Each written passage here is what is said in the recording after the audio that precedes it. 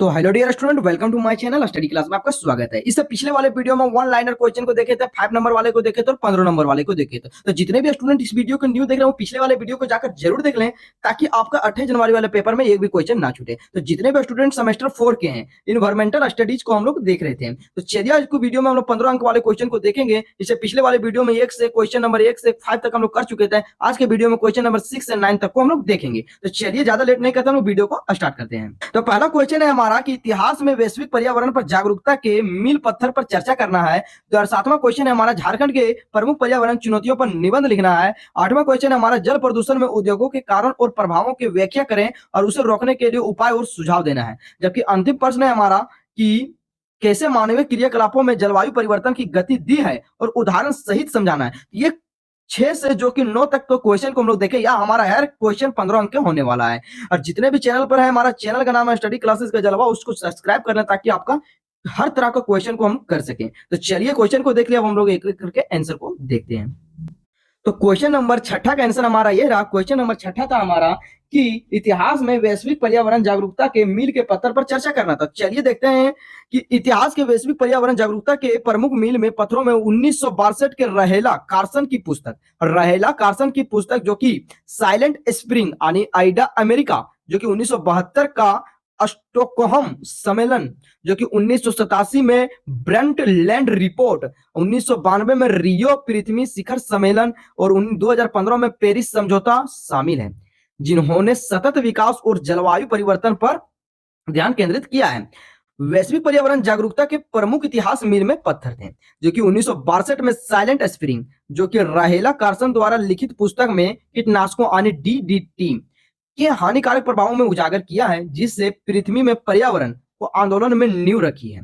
दूसरा है हमारा 1968, जो कि अर्थ राजाई की छवि, जो कि अपोलो 8 मिशन के दौरान अंतरिक्ष से ली गई पृथ्वी की तस्वीर और पहली बुरी मानवता के नाजुक और साझा घर के रूप में महसूस करवाया है। ठीक है।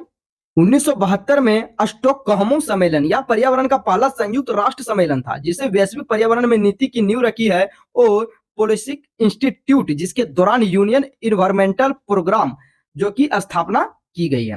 1987 में ब्रंट लैंड रिपोर्ट, जो कि हमारा साझा भविष्य है, आवर कॉमन फ्यूचर, जो कि रिपोर्ट में सतत विकास और की अवधारणा की औपचारिक रूप में पेश किया है। अगला है हमारा 1992 में रियो अर्थ समिट, जो कि ब्राजील में आयोजित सम्मेलन था। एक एजेंडा यानी एजेंडा 21 को अपनाया गया था 1992 में। एक नंबर क्वेश्चन में भी पूछ सकता है। ठीक है। जबकि जलवायु परिवर्तन तथा जैव विविधता में ऐतिहासिक समझौता शामिल है। 1997 में क्योटो प्रोटोकॉल, जो कि विकास देशों के ग्रीन हाउस गैसों में उत्सर्जन के लिए करने में हेतु पहली कानूनी रूप में बाध्यकारी संधि है।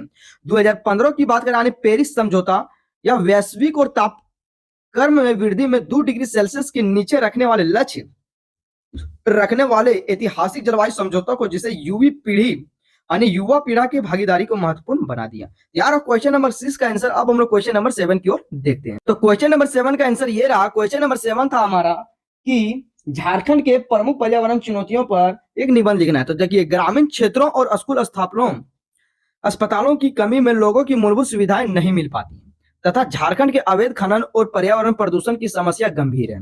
खनन के कारण जंगलों में कटाव और जल स्रोतों पर प्रदूषण हो रहा है, जिसके स्थानीय लोग पर जीवन की प्रभावित हो रहे हैं। तो देखिए, इसमें से बहुत सारा आपका निबंध लिखने देगा कोयला के बारे में कि आपके झारखंड में प्रदूषण किस टाइप में हो रहा है। ठीक है। यानी पर्यावरण पर किस तरह का पर्यावरण पर कई प्रकार के पर्यावरण पर निबंध लिखने देगा। तो वहां पर पॉइंट बाय पॉइंट दे देगा 3-4 क्वेश्चन। तो आप लोग को एक ही क्वेश्चन पर लिखना है, जो कि आपका हमारा 15 नंबर का होने वाला है। तो चलिए इतना देख लेते हैं, और अगले वाले वीडियो में हम लोग बताएंगे कि झारखंड के मुख्य पर्यावरण पर हर एक चुनौती पर हम लोग निबंध लिखकर आप लोग को दिखाएंगे। तो चलिए अब हम लोग अगले वीडियो में बढ़ते हैं। तो क्वेश्चन नंबर 8 को हम लोग देखते हैं।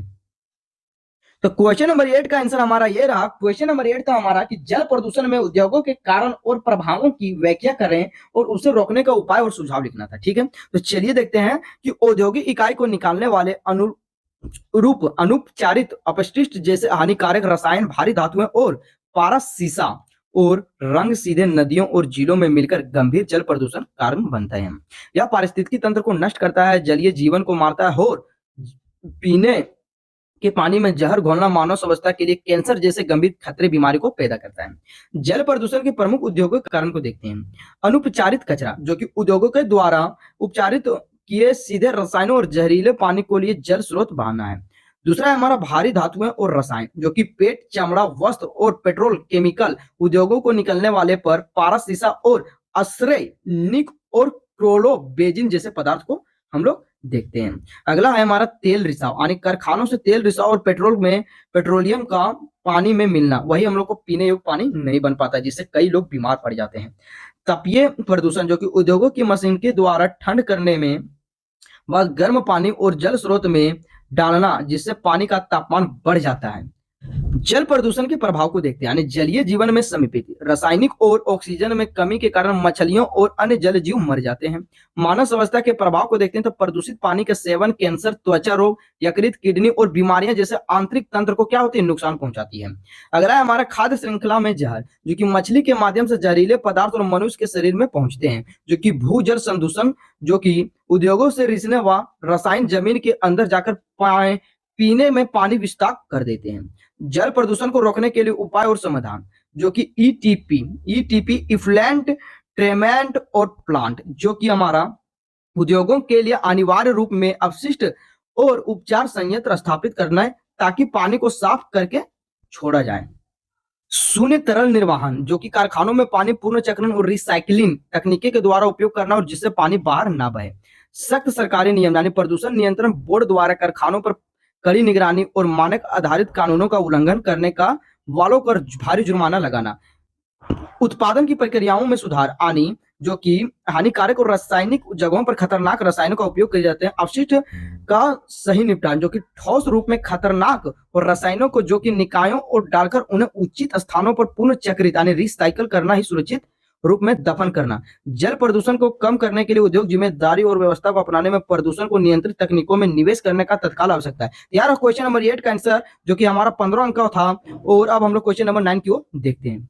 तो क्वेश्चन नंबर 9 का आंसर हमारा ये रहा। क्वेश्चन नंबर 9 था हमारा कि कैसे मानवीय क्रियाकलापों को जलवायु परिवर्तन को गति दी गई है, उदाहरण सही समझाना है। ठीक है, तो चलिए देखते हैं क्वेश्चन नंबर 9 को, कि मानवीय गतिविधियों में जीवाश्म ईंधन जलने, वनों की कटाई और औद्योगिकरण के माध्यम से वायुमंडलीय ग्रीन हाउस गैसों जैसे कार्बन डाइऑक्साइड और मीथेन की मात्रा बढ़कर जलवायु परिवर्तन की तीव्र गति दी गई है। अतिरिक्त ऊष्माकर, जो को रोकर वैश्विक तापमान और ग्लोबल वार्मिंग को बढ़ाता है, जिससे मौसम में मिजाज बदल रहा है। जलवायु परिवर्तन की गति देने वाले प्रमुख मानवीय क्रियाकलापों का उदाहरण सही है। पहला पॉइंट है हमारा जीवाश्म ईंधन का दहन, जो कि फॉसिल फ्यूल बर्निंग होता है। ठीक है, बर्निंग होता है। ऊर्जा के उत्पादन कारखानों और वाहनों के लिए कोयले और तेल और गैसों जलने पर भारी मात्रा में कार्बन डाइऑक्साइड निकलती है, जिसे मुख्य ग्रीन हाउस गैस है। दूसरा पॉइंट है वनों की कटाई, यानी कार्बन सिंक। पेड़ को काटने के लिए केवल कार्बन सोखने की क्षमता कम होती है, बल्कि पेड़ों में जमा कार्बन भी जलने वाले सड़क वातावरण को क्या होती है, मुक्ति हो जाता है। अगला पॉइंट है तीसरा, औद्योगिक प्रक्रिया यानी इंडस्ट्रियल प्रोसेस, जो कि सीमेंट उत्पादन, स्टील निर्माण और अन्य उद्योगों की भारी मात्रा में ग्रीन हाउस के गैसों का उत्सर्जन करता है।